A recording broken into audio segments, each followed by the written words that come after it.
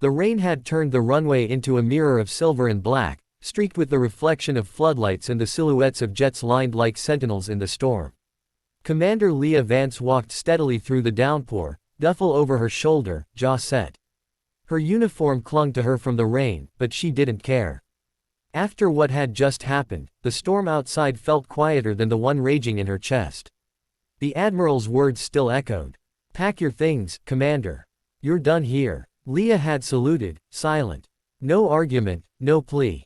The men in the operations room had watched in disbelief, not because she was leaving, but because of who had kicked her off base.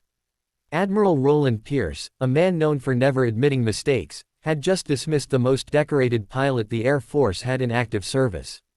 She reached her locker in the hangar, opened it, and pulled out her flight jacket.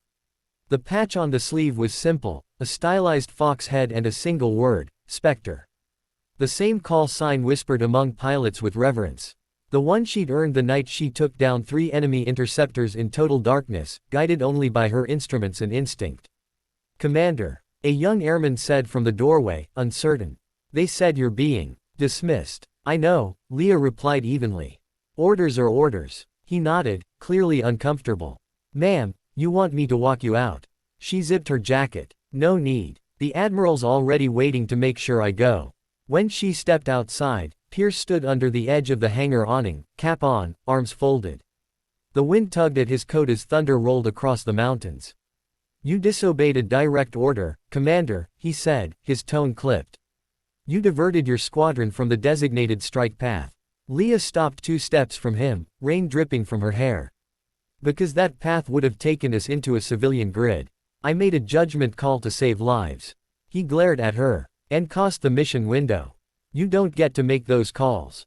She held his gaze. "Then you don't get to pretend you understand what happens up there when seconds mean lives." For a long moment, the storm filled the silence between them. Finally, Pierce pointed toward the gate. "You're relieved of command, effective immediately." She saluted sharply. "Yes, sir." He didn't expect her composure. He wanted anger, excuses, something he could use to justify his own temper. Instead, Leah turned, walked into the rain, and disappeared past the fence line. Hours later, at the edge of the same base, the storm began to break. The wet tarmac glistened under moonlight, and the low hum of helicopters signaled the arrival of a special unit. SEAL Team 7 had landed, returning from a classified op that had gone south overseas. Their transport slid to a stop, and the back hatch opened to reveal a group of battered, mud-streaked operators stepping into the cold air. Commander Briggs, the SEAL leader, limped slightly as he descended. "Get us debriefed and refueled," he ordered, voice rough from exhaustion. A lieutenant jogged up. "Sir, Admiral Pierce wants you in command briefing immediately. Something about a compromised extraction route." Briggs frowned. "We were told that route was cleared by Air Command." "It was," the lieutenant said. "Until your cover air asset went offline. The pilot was, dismissed." Briggs stopped dead. "Dismissed? Who?" The lieutenant hesitated. "Commander Leah Vance." For the first time that night, Briggs looked visibly shaken. "Spectre." The lieutenant blinked. "Sir." "Her call signed Spectre," Briggs said slowly. "She's the reason my entire team made it out of Liscar Valley alive last year. You tell the Admiral he just fired the only pilot every SEAL here would trust to pull us from hell."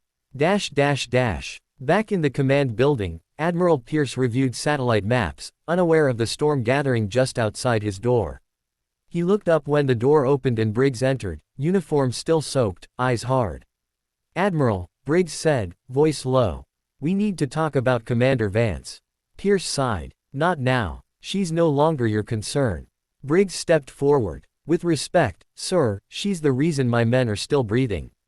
"You grounded a legend." "She disobeyed orders," Pierce said sharply. "She prevented a massacre," Briggs shot back. "Sir, if you think the SEALs won't have something to say about this, you're mistaken." The room went still. Pierce opened his mouth to respond, but then the emergency alarms blared. The intercom crackled. "Unauthorized aircraft approaching base airspace. Ident reads as, wait, F-22 Raptor, transponder code SCPTR-01. Pierce's head snapped up. "What did you just say?" "Repeat, aircraft ID code SCPTR-01. Call sign, Spectre. Pierce froze. Briggs's eyes widened. Sir, the comms officer said nervously, that's Commander Vance's bird. Outside, the sound of thunder returned, only this time, it wasn't the storm. It was the roar of twin jet engines slicing through the clouds, banking low over the base. The silver flash of the F-22 glinted in the moonlight before it pulled a perfect vertical climb, leaving a vapor trail like a blade across the sky. The control tower scrambled to establish contact. Spectre 01, this is Falcon Base Control. You are entering restricted airspace. Identify your mission. Static. Then a calm, unmistakable female voice came through. This is Spectre 01. I'm not here for a mission. I'm here to deliver something you left behind. Pierce stared at the radio speaker, jaw tightening. Patch her through, he ordered. The hangar doors below began to open.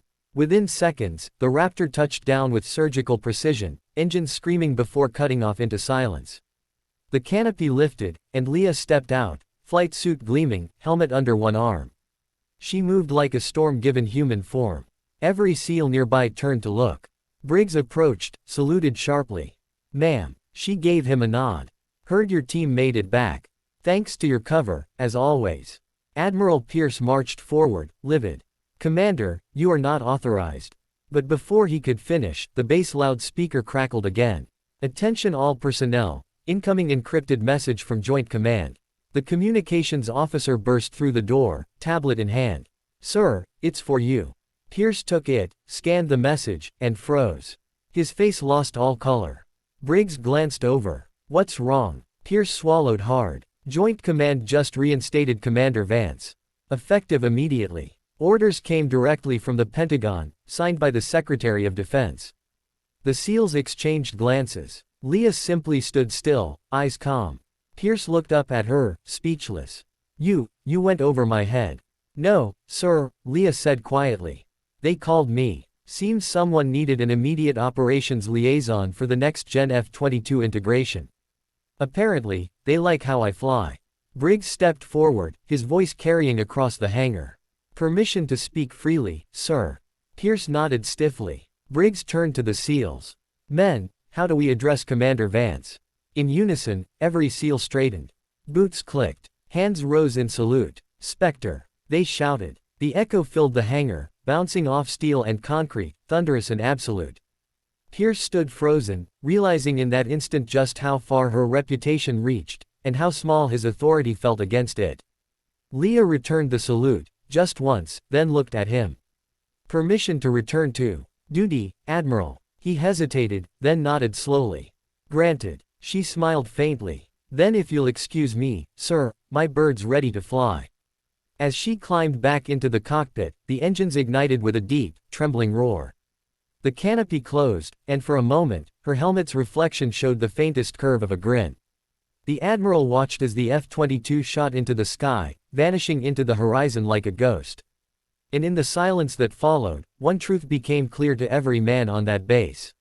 You can ground a pilot. But you can't silence Spectre.